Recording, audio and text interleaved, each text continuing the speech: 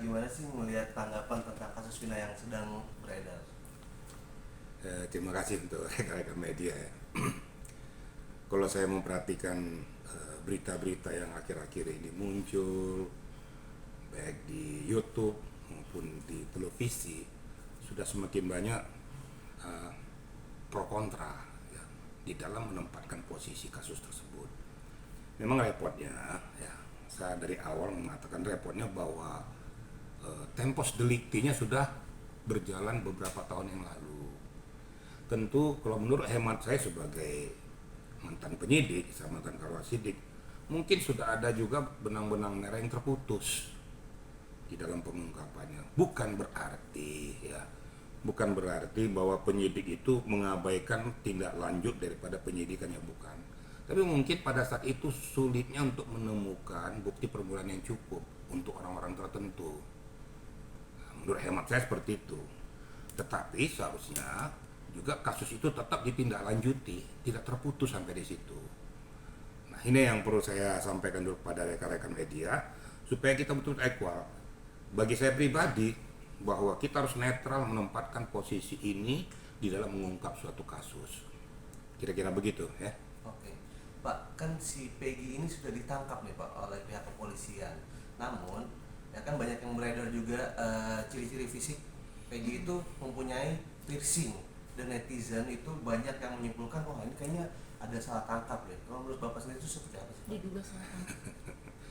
Boleh-boleh saja ya, saya katakan beberapa kali ya saya diwawancari media tuh, netizen tuh mempunyai hak untuk memberikan suatu pandangan dan pendapat, itu sah-sah saja ya.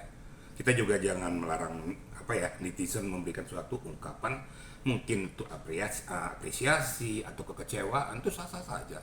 Kita kan publik keterbukaan.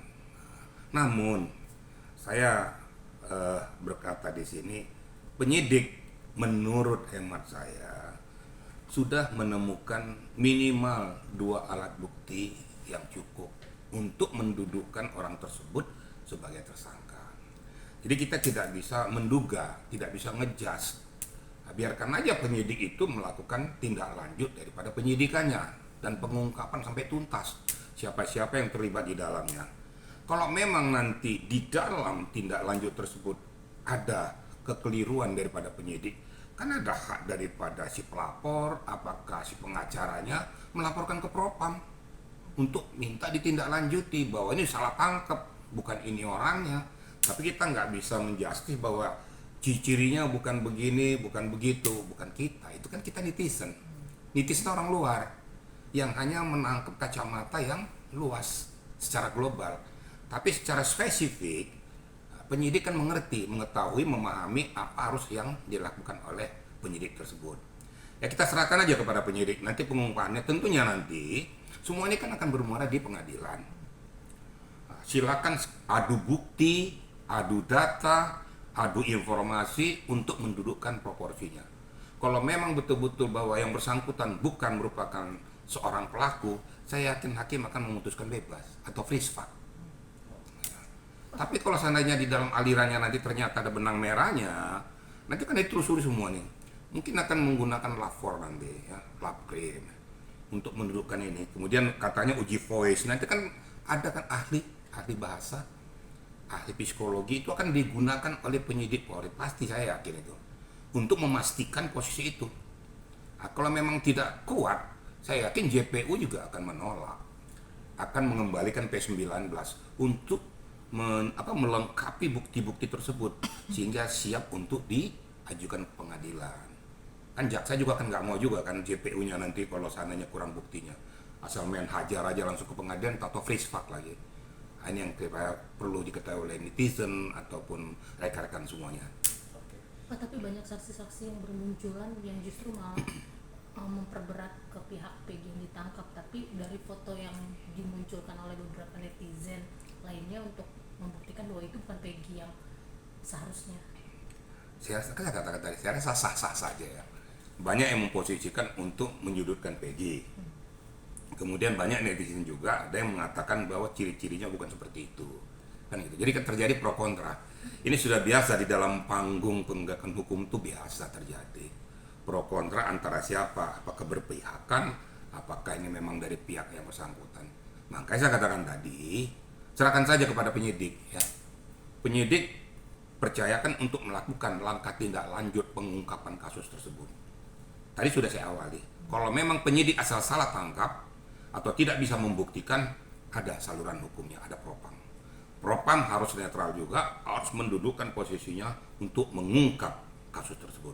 Saya bicara ini karena saya juga mantan orang propam, saya ini mantan Karufrufus Mabes Polri.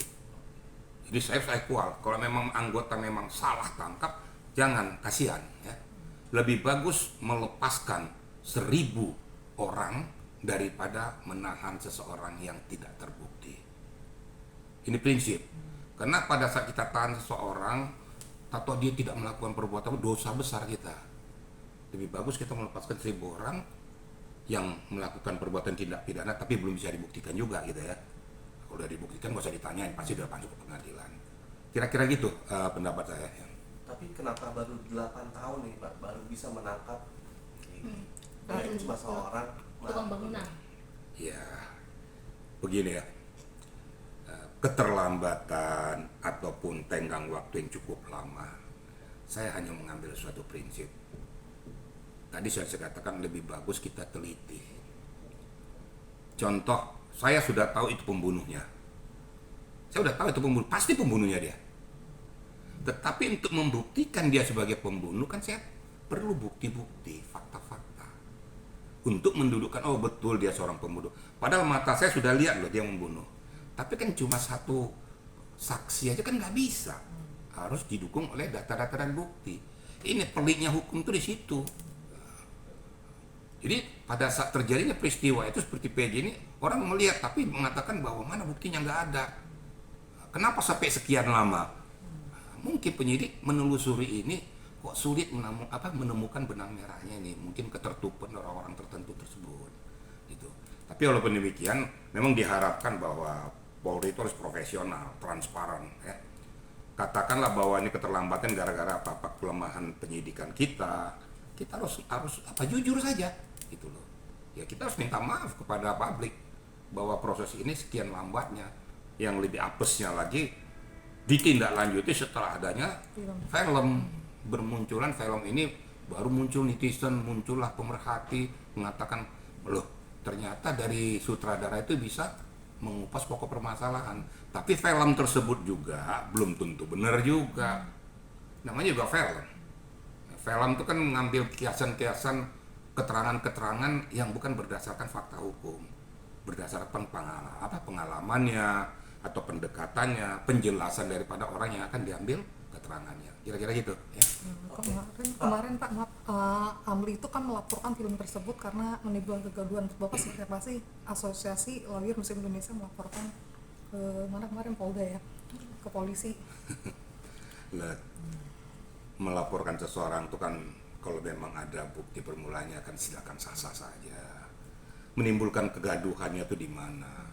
Kalau memang pelapor ini bisa membuktikan bahwa film tersebut membuat kegaduhan, tapi kalau ternyata film ini justru merupakan pokok Pandora untuk membuka kasus tersebut, why not? Kan gitu. Jadi kita yang nggak usah terlalu a priori lah. Lihat aja perkembangannya. Nah ternyata setelah film muncul, lah ada orang-orang yang diperiksa. Jadi yang dimatakan membuat kegaduhan yang bagaimana? Kalau seandainya kegaduhan itu karena hal yang positif, kenapa tidak? Terlalu sumir lah untuk mengadukan seperti kayak gitu. Biarkan saja proses berjalan gitu loh. Ya menurut saya diabaikan saja. Kira-kira gitu. Pak, dan saat ini PG itu sudah ditangani oleh 67 lawyer. Gimana Pak tanggapannya? Karena kan sebegitu banyaknya yang ingin membela PG bahwa bukan PG itu Pak. Kalau saya juga lawyers ya. Itu sah-sah saja, silakan lah lawyers mau 70, kayak 100, kayak 1000 itu biasa lah. Ya, berdasarkan fakta-fakta yang dia terima, dia lihat, terus kemudian dia ungkapkan masalahnya. Yang penting kan sekarang mau berapapun gabungan lawyers itu kalau memang mempunyai data dan fakta, ya kenapa tidak? Ya kita juga nggak usah terlalu sekian banyaknya. Ya bisa aja nanti besok nambah lagi. Supaya ikut juga di dalam urutan nama lawyers tuh. Padahal untuk mengungkapkan itu nggak perlu sampai 1000 lawyers. 3-4 lawyer saya cukup. Silakan jabarkan sendiri lah bahasa saya gitu. Saya juga lawyer loh ya. Saya nggak, dalam hal ini saya nggak mau ikut cawe-cawe itu untuk apa? Bukan malah mempermudah permasalahan, malah merumitkan masalah dengan berbagai pendapat, dengan berbagai argumentasi. Itu menurut saya seperti kayak gitu. Jadi ya silakan saja. Tapi ya sah-sah aja. Kita juga nggak usah risih dengan gabungan beberapa lawyers untuk mengungkapkan itu. Kira-kira gitu ya. Pak, dan saat rilis juga polisi menghilangkan 2 DPO dianggap fiktif. Gimana Pak tanggapannya? Dan Bang Hotman pun juga mempertanyakan itu karena di BAP kan ada 3 DPO, tapi polisi akhirnya menghilangkan 2 DPO tersebut dianggap fiktif. Begini ya, sekali lagi saya katakan, Polri, penyidik, kita berharap supaya bertindak profesional. Itu pertama dulu ya. Bertindak profesional, netral, aktual, tidak memandang siapapun yang menghadapi kasus ini. Ini kan bukan kasus-kasus yang terlalu ini, sebenarnya kasus yang murah, tetapi memang pada saat itu sulit pembuktiannya. Nah, kalau menghilangkan 2 DPO fiktif, tentu ada ya, ada pola pemikiran para penyidik tersebut setelah ditarik benang merahnya kok tipis, dibuat DPO-nya seperti kayak gitu. Tapi kenapa juga terlalu cepat dimunculkan DPO-nya? Nah, itu juga. Di sini juga saya mencermati ya, mohon maaf juga, saya juga mengkritisi kepolisian di sini ya. Jangan terlalu cepat mengeluarkan DPO kalau bukti permulaannya belum kuat. Kalau dia belum ditetapkan sebagai tersangka. Satu catatan yang perlu disampaikan kepada media ini, bahwa penetapan tersangka itu adalah hasil akhir dari suatu penyidikan. Berarti kalau sudah hasil akhir dari suatu penyidikan, itu berarti minimal 2 bukti permulaan yang cukup sudah ada di tangan penyidik. Baru kita membuktikan bahwa itu tersangka. Ternyata orangnya kabur, DPO kan gitu. Tapi jangan belum apa-apa DPO dianulir lagi ya. Saya juga ya sedikit mengkritisi kepolisian, saya juga polisi. Maksudnya supaya lebih cermat, lebih teliti menempatkan posisi dan komposisi ini. Kira-kira begitu ya. Nah, dari kacamata Bapak sendiri kan tadi udah ngejelasin ya Pak ya. Tapi alasan dasar apa sih 2 DPO ini dihapus, jadi hilang gitu Pak? Jadi cuma 1 doang yang ditangkap. Begini deh ya. Jadi kalaupun dihapus oleh kepolisian, tentu ya ini setelah kasus ini booming ya. Saya yakin dan percaya petinggi-petinggi Polri itu setelah mengumpulkan para penyidik-penyidik andalnya, digelar perkara ini. Setelah perkara ini digelar, ternyata ada beberapa hal yang kurang, yang tidak pas untuk menempatkan seseorang yang tersangka. Mungkin begitu ya. Kenapa dengan situasi ini dari orang reserse ataupun para direktur atau kabar reskrim sekalipun harus betul-betul lebih cermat. Karena kalau tidak cermat, mata publik sudah mengarah kepada posisi ini. Nah, pada saat digelar, seluruh penggawa-penggawa hukum yang ada di reserse penyidik itu memberikan argumentasinya.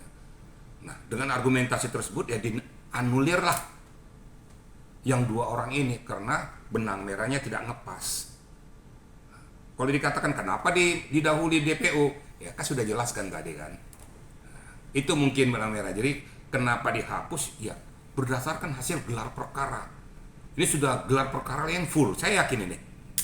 Inilah hasil yang maksimal, makanya 2 DPO itu dihapus atau dianulir. Karena saya katakan tadi, lebih bagus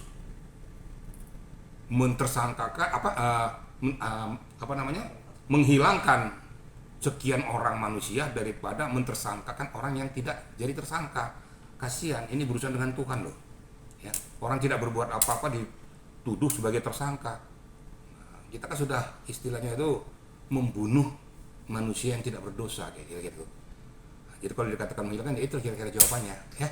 Tapi di luaran kan ramai Pak, menghilangkan 2 DPO ini karena ada embel-embel kekuasaan background di belakang orang tuanya. Kalau menurut Bapak sendiri tuh gimana Pak? Saya rasa tidak.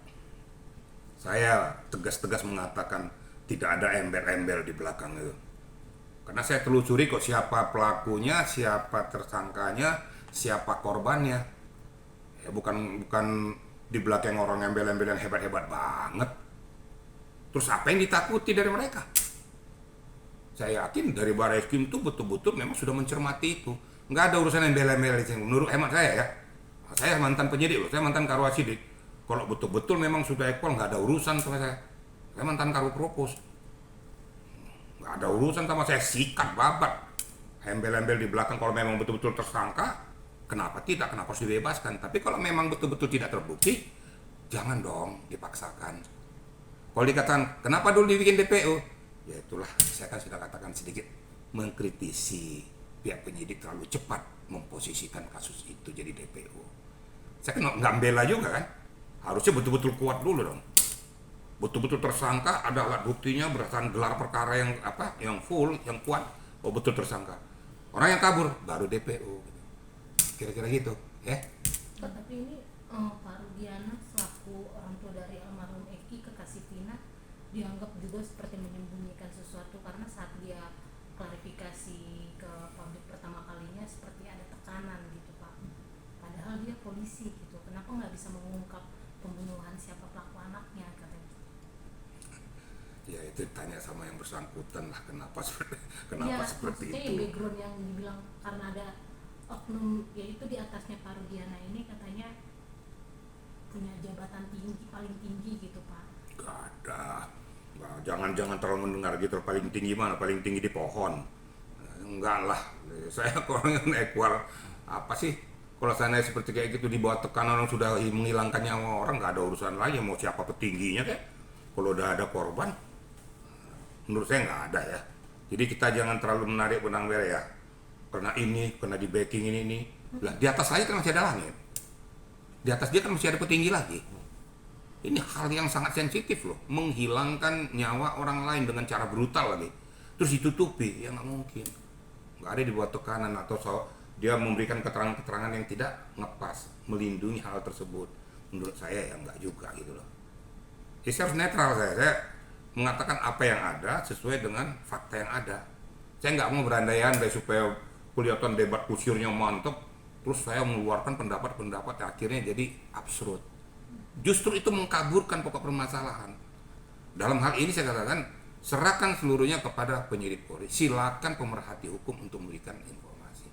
Kalau memang fakta nanti di pengadilan ternyata Polri atau penyidik itu menyalahgunakan kewenangannya, ada salurannya Propam, laporkan. Ada juga salurannya ke atas. Kan ada juga Presiden kan sudah turun. Presiden sudah menyampaikan kepada Kapolri bahwa harus transparan. Saya yakin Kapolri pasti transparan ya. Sudah ada teguran masalah kan, apalagi ini kan sudah dicermati bukan hanya seluruh Indonesia loh, termasuk internasional sudah mencermati ini loh. Jadi nggak boleh main-main lagi. Saya yakin kedepannya ini betul-betul arah penyidikan nih sesuai dengan etika prosedur. Kalaupun nanti di dalam perjalanannya ada yang sudah seperti yang Anda katakan tadi, ada yang sudah dihilangkan DPO-nya, ya kok boleh buat. Itu nanti urusan Propam lah menindaklanjuti. Siapa penyidik yang melakukan itu? Periksa saja. Gak usah ragu-ragu, kita periksa. Kalau memang salah ya salah. Kalau memang betul-betul dia menghilangkan barang bukti penyidik, ya periksa. Supaya masyarakat paham. Jangan sampai gara-gara oknum ini ya, gara-gara oknum citra Polri itu jadi tercemar. Saya juga nggak mau, makanya saya katakan dulu, siapapun kalau sudah berurusan dengan seperti ini saya nggak peduli. Siapapun anggota yang melakukan pelanggaran itu kalau memang sudah terbukti harus diberikan sanksi. Saya yakin dari Kapolri akan sudah menerjunkan lah, baik Propamnya, Kabar Eskrimnya, KB Intelkamnya pasti sudah diturunkan. Karena sudah ada warning dari RI 1. Itu kira-kira rekan-rekan ya.